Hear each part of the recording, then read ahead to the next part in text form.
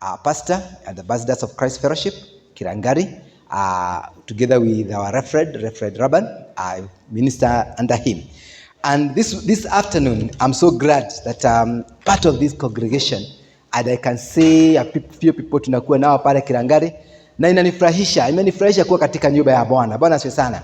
Hakuna kitu ambacho kinampea mwanadamu uhakika wa maisha kama kuwa ya kwamba wamemjuana na Mungu wetu.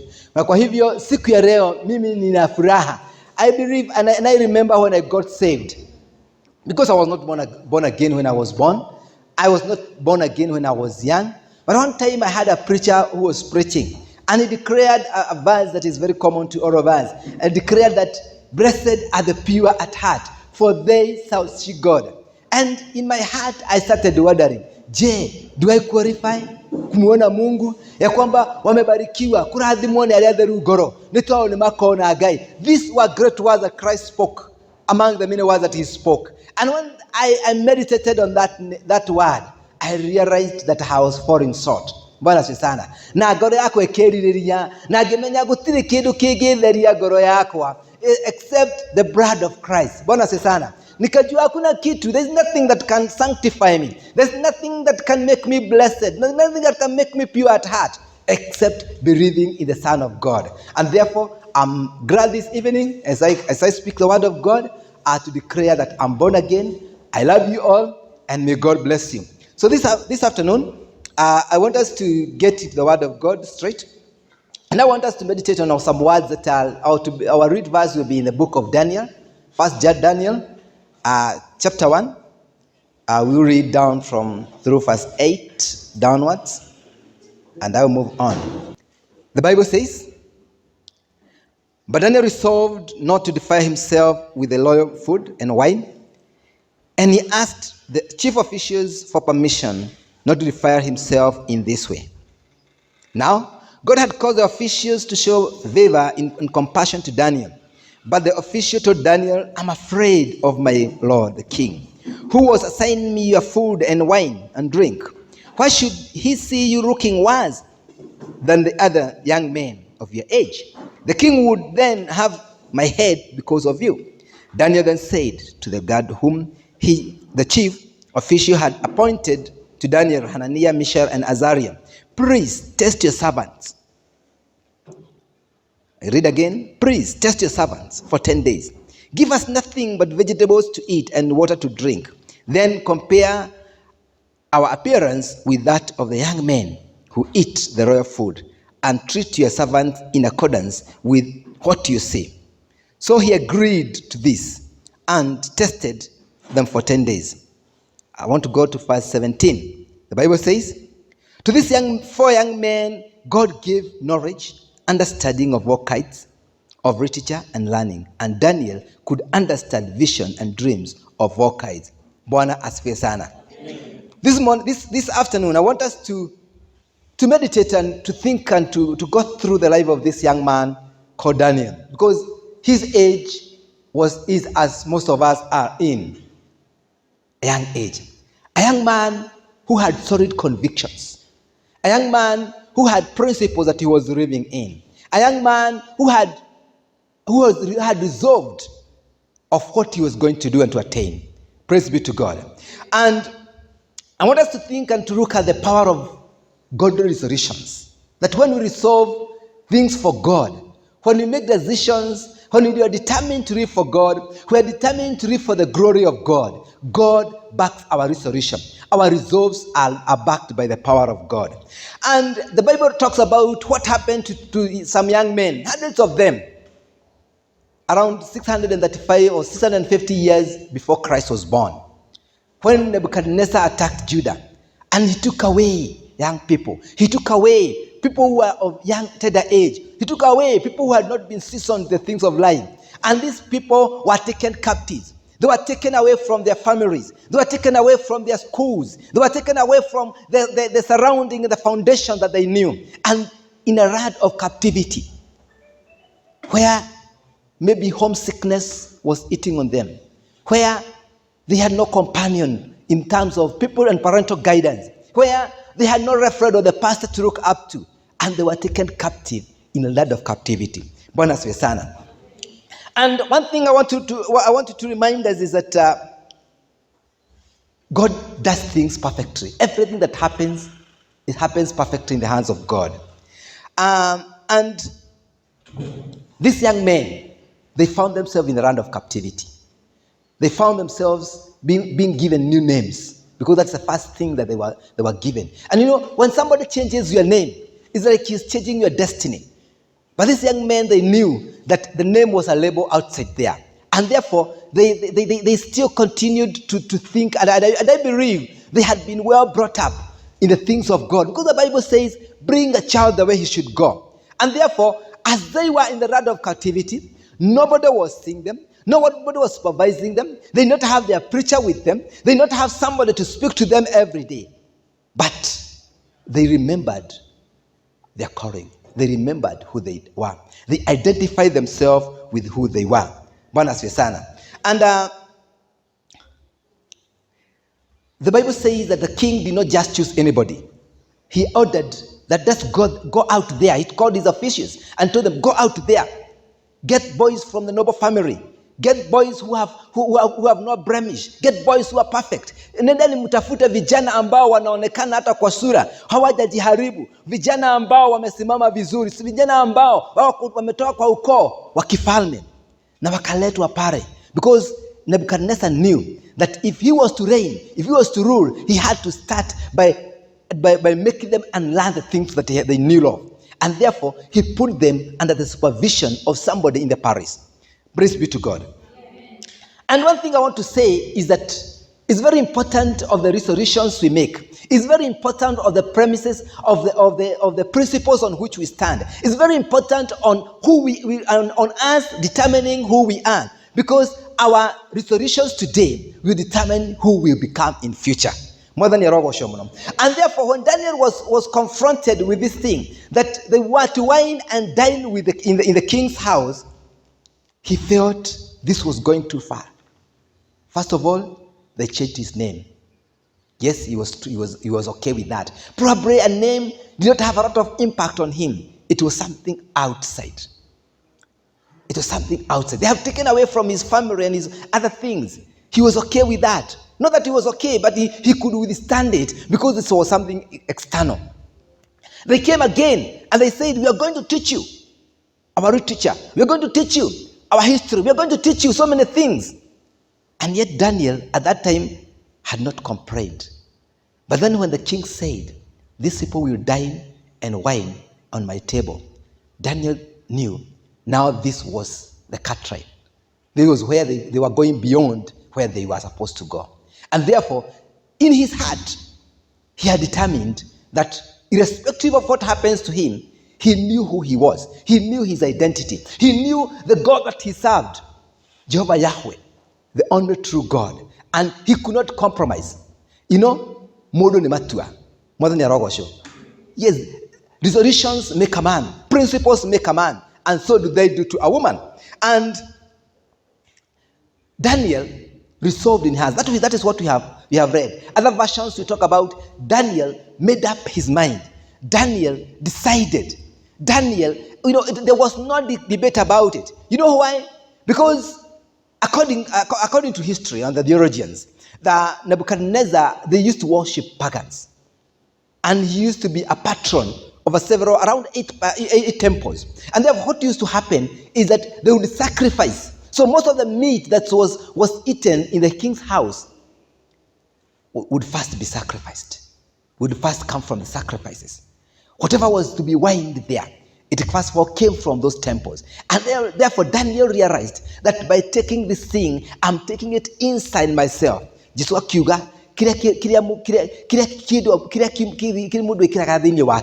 comes from inside is that what defiles a man. And therefore that Daniel was determined that he was going to stand for God irrespective of the cost.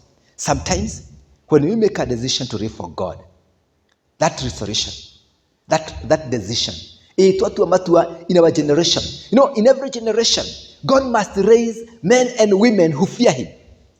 And when we have made a decision to live for God, we know that we have declared battle.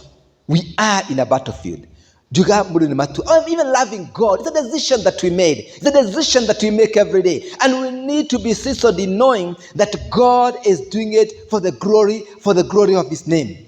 And therefore, the priority of Daniel was to praise God. The Bible says in the book of Matthew, and Christ will speak these words later on, and many years later, around 600 years later, and he'd say, seek ye first the kingdom of God. And though those words had not been spoken, but they still remained the reading principle in Daniel's life, seeking the things of God. Praise be to God. I want to challenge us this morning that sometimes we live in a world where we'll be challenged to compromise every day among our peers, among the lifestyles that are being brought around, things that are not pleasing to God. But it is us to determine. There may not be nobody to supervise you. There may be nobody to come around and tell you do this or do that. There's nobody to patronize you. But we make a decision. A man is made of the decisions he makes. And I'll tell you, brethren, the decisions we make today will lay a foundation for our life and how we are going to live when we are old. More than NJOROGE. Because we realize that the decision Daniel made when he was such young, maybe he was an adolescent, but probably he was 15 years. But the decision he made would become his guiding principle, and there would lay a foundation of what kind of life that Daniel would live. I know when we mention Daniel, we know so much about him from our CRI reading, from our Sunday school classes, from our literature. We know who is Daniel. When we speak about Daniel and the lion of den, everybody can tell us the story. When we speak about the writing on the wall, we can talk about Daniel. But Daniel's foundation was laid by such simple resolve that he made when he was young. I will not defile myself with the things of the king. More than NJOROGE. And you know, even today, the king is out there offering pleasantries, offering things that look good, the goodies. There's one singer that we used to sing about when we were young, and he used to sing, Tomo derido nyone gore arumena dwajana mere yao toiga twagagoro nigena ruru zezodeshe dagyo tomo deri. That the market of vanity, it's like it's open. There's so many things that are being offered. Men and women are busy buying things for vanity. Bonus Vesana. But Daniel realized that if he had to make it, his priorities had to be right. Bonus Vesana. It is important for us to always be sure the decision that we make, that we always quantify them. Is it important? Does it please God? What is its value? What relationship does it have with my God? I believe Daniel was not the only boy who was taken captive for that matter. Probably there were even people who were elder than him. This offer of eating and dining with the king or from the king's table were not only in Daniel's favor. Everybody had been given a chance. But Daniel was conscious that he was different, that he could not defile himself, that he could not compromise on the things that he knew. Remember that the devil offers many things disguised. No, there's a story that is given. There's an illustration of a madman who went to a supermarket. And you can think about the many supermarkets even which you have around these areas, maybe in Ruaka, Quickmart, and the others. And we are told that this madman did not steal.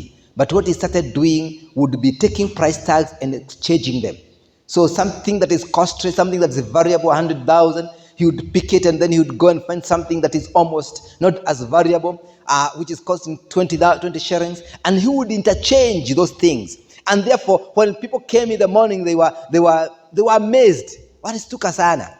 Unakuta TV, unakuta whatever else that is variable, unaangalia bei yake unashindwa kwani nini kimeenda vibaya. Na hivyo ndivyo hata kama maisha tunayoishi. Wakati mwingine shetani analeta mambo ambayo sio ya dhamana, mambo ambayo hayatufaidi, mambo ambayo hayatujengi kiungu.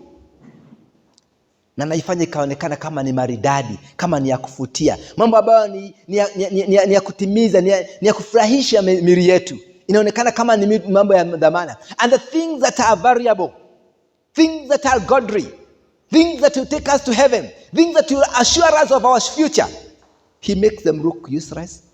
Anaonyesha kama kuwa na msimamo kwa Mungu, kumtetea Yesu Kristo, kusema umeokoka kati ya uzao ama uzazi, kizazi ambacho ni kitukutu, ambacho hakimchi Mungu. Inaonekana kama sio jambo linalofaa.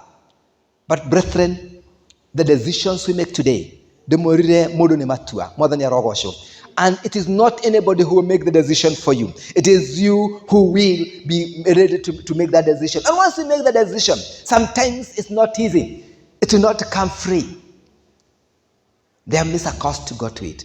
When Daniel approached that official, I believe he was the house manager. I believe he was the person in charge.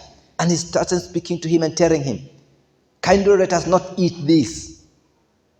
And I want to look at the countenance of David when he was approaching the official. He spoke with a lot of humility. And he said, allow us to take water. And I want to thank God, because whatever we do for God, God backs it. God blesses it. He chose something that looked, which was not very attractive, because he chose to eat vegetables and drink water. And I know we have read that when 10 days were over, God had amazed even the official, because the results were different. You know why? Because the favor of God was behind the decisions that Daniel made. And I want to tell church this afternoon that when we make decisions and to be free for God, God in his own way sends his angels to strengthen us, to enable us, and to walk the walk, to walk the talk. That we'll come one day and say we were young, and now we are old. And we will give a testimony. It will not be a testimony copied from David. It will not be a testimony copied from anybody else. But we will say that we were young, and we laid a foundation by making the right decisions. We made a foundation by making the right resolutions. And the favor of God backed it. The Bible says that the Spirit of God is moving throughout the world. Hallelujah. The Spirit even today is moving around the world, looking for that man, looking for that woman who praises God, who has a pure heart, who wants to do things for God, who wants to stand for God, and he wants to manifest himself faithful on his behalf. More than NJOROGE. One thing that happened, and I want us to remember, is that because of who David was not confused even for a minute by his peers. David was not seeing any contradiction in his life. His value system was okay. He had structured this properly. He knew what he could do and what he could not do. And the Bible says that when David spoke to the king, he was not alone. There were 4 other young men. And so when it's not David, sorry, it is Daniel. And when he was taken to that seclusion and given special food, he was not alone. Brethren, I want to remind us that sometimes it's good to surround ourselves with people who we share the same faith, who we can walk the talk with. People who will not compromise on the way. The peers that he had with him were not people who were discouraging him. They were saying, yes, we are going to stand. And they are the only people who are recorded in the Bible. There maybe have other hundreds of them. Labda walikuwa mamia. Lakini hawa wanne, kwa sababu ya ile kauru walikata ile siku, ya kusema ya kwamba these are our values. These are our priorities. This is what we stand for. God honored it. Nuega uthiaga na andu aria magiguteithia gutuaga matua mare mwathani NJOROGE. It's good to walk with the people who can help you to stand in faith, who can help you to make the right decision. Even when you feel like wavering, they'll tell you, let us pray. They'll tell you a Christian does not do this. They'll tell you a born again Christian. These are our principles. Hakuwa amejizingira na watu ambao walikuwa sio wacha Mungu.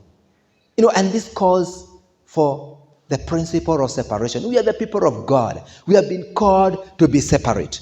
That's why the Bible reckons in the book of Psalms 27. I know we know the Psalms, but 24 says that one thing I ask of God, and this is what I desire, that I may dwell in his house all the days of my life, and behold of his goodness. Praise be to God. So surround yourself with the people that can help you to dwell in the house of God, to dwell in the presence of God, to dwell and do the things that will be pleasing to God. Praise be to God. Hallelujah. It doesn't matter what others are saying. It doesn't matter. You know the things of God are not for the majority. At times, I get surprised when people want to do things because most of the people are doing it. But Daniel had that desire that even if I'm in a faraway country, these are my value system. They were right. His priorities were correct. That priority number 1 is to praise God. Priority number 2 is to do those things that will be praising to God. Whether my friend is saying me, whoever is with me, I'll be able to do the things that praise God. And he made a decision. And I've said again that the decisions we make today, because 60 years down the line, when Nebuchadnezzar had died and another king had come into place, Daniel was still there. And because it was simply because of the foundation that he had laid. Now I want to challenge us this morning, this afternoon. I want to challenge us this afternoon that the foundation we are laying today will most likely determine the kind of fathers and mothers will be when that time comes. The kind of grandfathers and grandmothers will be when that time comes. The kind of businessmen and businesswomen we shall be. The kind of leaders we shall be. Because it is the foundation that is important. Praise be to God. Daniel was a young man, but he had solid convictions. He did not waver. He was not swayed. He did not waver in what he believed. And he knew partaking things sacrificed to the idols, partaking things that were not worthy, he knew they would defile him. And I've talked about the principles. He had the right principles. We have been called to be separate. The Bible says, what is there? What is the fellowship is there between darkness and light? We have been called to be set apart for God. More than NJOROGE. And Daniel knew this. So this afternoon, in our generation, we have been called to be separate for Christ. More than NJOROGE. I like the Elijah when he went before God and he cried that I am the only prophet, I am the only servant, I am the only man of God that is remaining. God spoke to him and told him, yes, you may think you are the only one, but I have my 7,000 who have never bound to the idols. Praise be to God. That not to crow to matigari ma gai, then you are not to rugamire gai, because God watches over us and God will continue watching over us. May God help us. May God enable us to be able to lay the right foundation. And how do we lay the right foundation? By knowing and putting away anything that may come beyond the boundaries that we know this is where we belong, this is where we are. More than NJOROGE. And that we know that we are different. We have been called to be different. We are not of the world. Not to call to rago. We may live in this world. Tukimba nyimba tunaimba kama wale wengine. Tukivaa nguo tunavaa kama wale wengine. Lakini sisi tumekata kauli ya kumfuata Yesu. That is a final decision. And therefore it needs to be followed by so many others. That we have resolved that we will not only be identified as born again, but even that personal relationship with God, we are going to cultivate it. More than NJOROGE. You know the heart. The Bible says that we guard the heart, for from it spring the issues of life. Daniel's resolution was not in the physical. It was not the thing that the people are wearing, but it is something that sprang from his heart, that he knew his God. Even when he was making that decision, he knew what he was doing. And therefore, I want to say this morning, this afternoon, this evening, that our heart is where or what matters above everything else, because that is the springboard of life. That the decision we make in our heart, it doesn't matter who may come to sway us. And you know one thing, the Bible says in the last part we have read in verse 17, that David was better off. From verse 15, they speak about the outcome. And I want to say and to present to us this morning that our background does not matter in the decisions we make. But when we decide for God, when we stand on God's side, God changes his favor upon our lives. Because when Daniel stood there, he was different. He was good looking. He was presentable. And not only that, the favor of God was in his life. That's why when even he stood before the king, the Bible says he was seasoned in knowledge. He even went ahead. God favored him further, and he gave him the ability to interpret dreams. Praise be to God. And David became a leader in his generation just because of a resolution, a resolve, a decision that he made when he was young. I want to present to you this afternoon. Let us hold fast the thing that we believe, because the foundation we lay today will determine who we become. The pastor that you're going to become, the leaders you're going to become, the family people you're going to become. The foundation will not be laid at that time. It is being laid now, because when we have solid conviction of the things of God, we shall never be ashamed for God. Bwana asifiwe sana. Praise be to God. In the name of the Father, the Son, and the Holy Spirit. Amen. I want us to stand on our feet so that we can close with a word of prayer. I want you to take a moment before we bow down to a word of prayer and meditate on the resolution that you make every day, the choices that we make every day in a relationship to the greatest choice that we made to follow Christ in our lives. And as we are meditating on this, I want to pray that may God help us every day to make a resolution, that we shall lay a foundation that is laid in our life, Christ Jesus, that our convictions will always lead us, that we shall not be swayed by anybody, by any person, by any angel, by any teaching to leave Christ, but we are going to lay a foundation in our youth that we shall eat the fruit thereof even in future. Father, we thank you, and Father, we praise you. God Almighty, in Jesus' name, we want to thank you. We have, and you have spoken to us this evening concerning Daniel. That Daniel resolved, Daniel made up his mind, Daniel was determined, and Daniel made a decision that was costly, but he was willing to pay the price, to do the things of God, not to defile himself, because he was enlightened to know that eating and drinking from the king's table would defile him. And he chose something that looked not very noble, but God, you backed his choices, because God, you back those choices we make every day that we are making for you. As young people, dear Father, as believers, dear Lord, as Christians, we are given every day a chance to live for you. You give us a chance to make decisions in our lives, chance to concerning everything from our careers, from our friends, from the things that we make choices of, Lord, from our life partners, dear Lord. God, you may give us a chance to make a decision every day. Holy Spirit of God, how I pray that every decision that we make, every resolve that we make, God, shall be bound by the principles that are in the scriptures, Lord. That in everything, dear Father, we shall give you the priority. That we shall seek the kingdom of God first. We shall seek to please you first, oh God. We shall seek to bring glory to you, dear Father. That we shall make a decision not to defile ourselves with the things of this world, oh God, even in our generation, dear Father. Thank you, because we are able, Father, to make that which we have presented to you. And God, we are persuaded that God, that which we have presented to you, it is safe, it is secure, because it is in your hand, dear Father. Our lives are in your hands, dear Lord, and we make a decision that we shall not defile ourselves with the things of this world, because God, you have called us to be separate, and therefore being separate means to be different, because we belong to Jesus. In the name of the Father, the Son, and the Holy Spirit.